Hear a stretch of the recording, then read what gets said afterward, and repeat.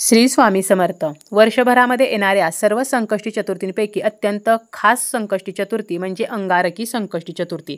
संकष्टी चतुर्थी जेव्हा मंगळवारी येते तर तेव्हा ती अंगारकी चतुर्थी असते. गणपती बाप्पा हे बुद्धी, बळ आणि विवेकाची देवता आहेत. अंगारकी चतुर्थीला श्री गणपती 4 मस्तक आणि 4 हातांच्या स्वरूपात असतो आणि त्यांचे हे रूप संकटमोचक मानले गेलेले आहे. आणि म्हणूनच अंगारकी संकष्टी चतुर्थीला प्रत्येक आईने आपल्या मुलांसाठी 21 दुर्वांचा अत्यंत जबरदस्त असा प्रभावी उपाय करायचा आहे, ज्यामुळे मुलांच्या जीवनातील सर्व अडचणी, संकटे गणपती बाप्पांच्या कृपेने नष्ट होतील आणि मुलांची जोरदार खूप प्रगती होईल. तसेच नोकरी व्यवसायामध्ये सुद्धा मुलांना यश मिळेल. 21 दुर्वांचा उपाय कसा करायचा आहे, कधी करायचा आहे, अशी संपूर्ण माहिती आपण आजच्या या व्हिडिओमध्ये पाहणार आहोत. व्हिडिओला सुरुवात करण्या अगोदर तुम्ही जर चॅनलवरती नवीन असाल आणि पहिल्यांदाच माझे व्हिडिओ पाहत असाल तर चॅनलला सबस्क्राईब करा. व्हिडिओ माहितीपूर्ण वाटला तर व्हिडिओला लाईक करा. हिंदू धर्मशास्त्रानुसार कोणत्याही कार्याच्या सुरुवातीला गणपतीची पूजा केली जाते. विघ्नहर्ता गणपतीला दुर्वा ज्या आहेत तर त्या अतिशय प्रिय आहेत आणि अशा या दुर्वांचा उपाय आपण आपल्या मुलांसाठी करायचा आहे. मुलांच्या आयुष्यामध्ये ज्या काही अडचणी आहेत, समस्या आहेत, त्यांच्या आयुष्यामध्ये जी काही दुःखे आहेत, संकटे आहेत तर ती नष्ट व्हावीत म्हणून आपल्याला हा उपाय करायचा आहे. आता आपली जी मुले आहेत तर बऱ्याच वेळेला काय होतं, लहान मुले सतत किरकिरेपणा करतात, चिडचिडेपणा करतात किंवा हट्टीपणा करतात. काही केल्या ते कोणाचंच ऐकत नाहीत. त्याचप्रमाणे मोठी मुले जी आहेत शिक्षण घेत आहेत, परंतु शिक्षणामध्ये त्यांचं मन लागत नाही किंवा खूप अभ्यास करतात, परंतु परीक्षेमध्ये त्यांना वाचलेले जे आहे तर ते आठवत नाही. त्यांची स्मरणशक्ती जी आहे तर ती कमजोर झालेली असते. त्यामुळे आपल्या मुलांची स्मरणशक्ती सुधारावी, त्यांना शिक्षणामध्ये यश मिळावे, परीक्षेमध्ये हवे तसे मार्क्स मिळावेत, तर यासाठी सुद्धा आपण हा जो उपाय आहे तर तो करू शकतो. जर मुले नोकरी शोधत आहेत आणि त्यांना मनासारखी नोकरी मिळत नाही किंवा नोकरी आहे परंतु त्यामध्ये प्रमोशन नाही, तरीसुद्धा आपण हा जो उपाय आहे तर तो करू शकतो. तर असा हा जो 21 दुर्वांचा उपाय आहे तर तो मुलांसाठी आईने किंवा वडिलांनी करावा. त्याचप्रमाणे मुले स्वतःसुद्धा हा उपाय जो आहे तर तो करू शकतात. या दिवशी सकाळी लवकर उठायचं आहे. त्यानंतर स्नान करून स्वच्छ वस्त्र परिधान करायचे आहेत आणि यानंतर आपल्याला आपल्या घरातील गणपती बाप्पांची विधिवत पूजा करायची आहे. मूर्ती असेल तर त्या मूर्तीला अभिषेक करायचा आहे. फोटो असेल तर त्या फोटोची आपल्याला विधिवत पूजा जी आहे तर ती करायची आहे.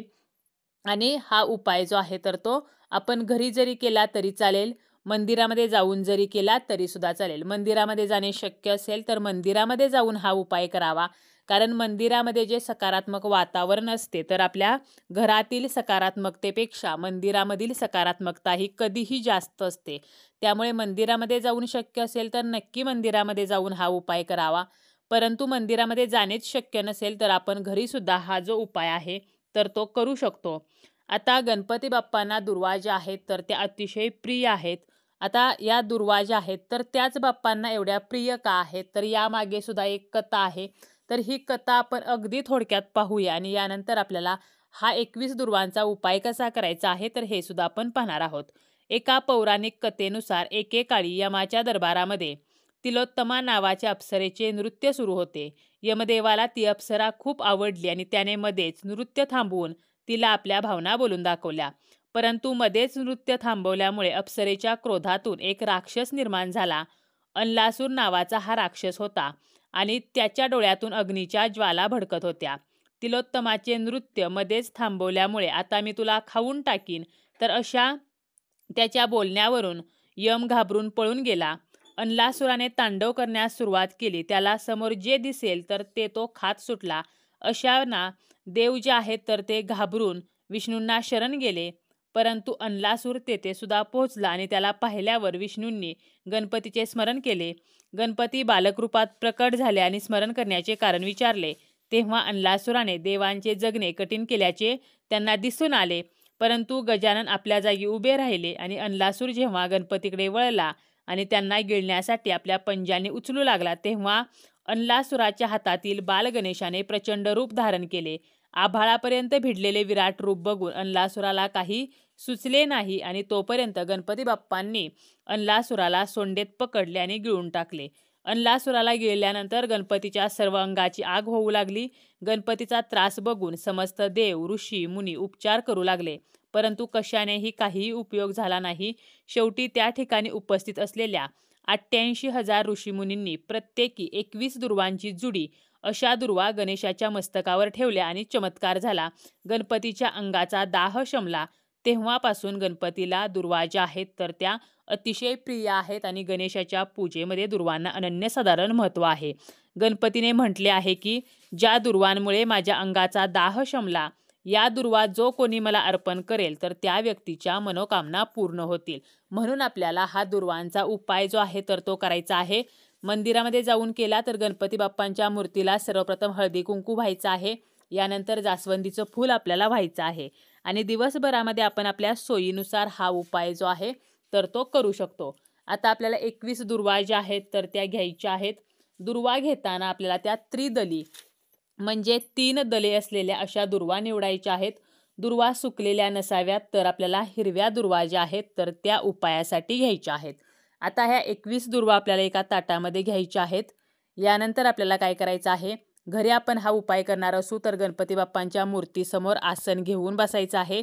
उपाय करताना दिवा जो आहे तर तो प्रज्वलित असावा. आता आपण मंदिरामध्ये जाऊन उपाय करणार असू तर आपण मंदिरामध्ये सुद्धा तुपाचा एक कणकेचा दिवा जो आहे तर तो लावू शकतो किंवा मातीचा दिवा जो आहे तर तो लावला तरी सुद्धा चालेल. आणि यानंतर हा उपाय करायचा आहे. 21 ज्या दुर्वा आहेत तर त्यातील एक दुर्वा आपल्याला घ्यायची आहे आणि ती आपल्याला उजव्या हातामध्ये घ्यायची आहे. यानंतर गणपती स्तोत्र जे आहे तर ते म्हणायचं आहे आणि गणपती बाप्पांच्या चरणाजवळ आपल्याला ही दुर्वा जी आहे तर ती अर्पण करायची आहे किंवा आपण मस्तकावरती सुद्धा दुर्वा अर्पण करू शकतो. यानंतर दुसरी दुर्वा घ्यायची. यानंतर आपल्याला पुन्हा एकदा गणपती स्तोत्र म्हणायचं आणि बाप्पांना ही दुर्वा अर्पण करायची. दुर्वा अर्पण करताना दुर्वाचा देठ जो आहे तर तो बाप्पांकडे झाला पाहिजे अशा पद्धतीने आपल्याला त्या अर्पण करायच्या असतात. तर अशा प्रकारे आपल्याला 21 दुर्वा अर्पण करायच्या आणि 21 वेळेला गणपती स्तोत्र म्हणत ह्या दुर्वा ज्या आहेत तर त्या अर्पण करायच्या आहेत. दुर्वा अर्पण करून झाल्यानंतर आपल्याला गणपती बाप्पांना हात जोडून प्रार्थना करायची आहे की माझ्या मुलाच्या जीवनामध्ये अमुक अशी समस्या आहे तर ही समस्या नष्ट होऊ द्या. किंवा आपण फक्त मुलांसाठीच नाही तर आपल्या जीवनामध्ये इतर ज्या समस्या आहेत म्हणजे आर्थिक समस्या असतील, पैशासंबंधीच्या अडचणी असतील तरीसुद्धा हा उपाय जो आहे तर तो नक्की करू शकतो. त्याचप्रमाणे काही मानसिक शारीरिक समस्या असतील, सततचे आजारपण असेल तरीसुद्धा 21 दुर्वांचा उपाय आपण करू शकतो. आपली जी काही समस्या आहे तर ती गणपती बाप्पांना आपल्याला सांगायची आहे आणि या समस्येतून आम्हाला बाहेर काढा, तुमच्या कृपेने ही समस्या नष्ट होऊ द्या. तर अशी प्रार्थना जी आहे तर ती सुद्धा आपल्याला करायची आहे.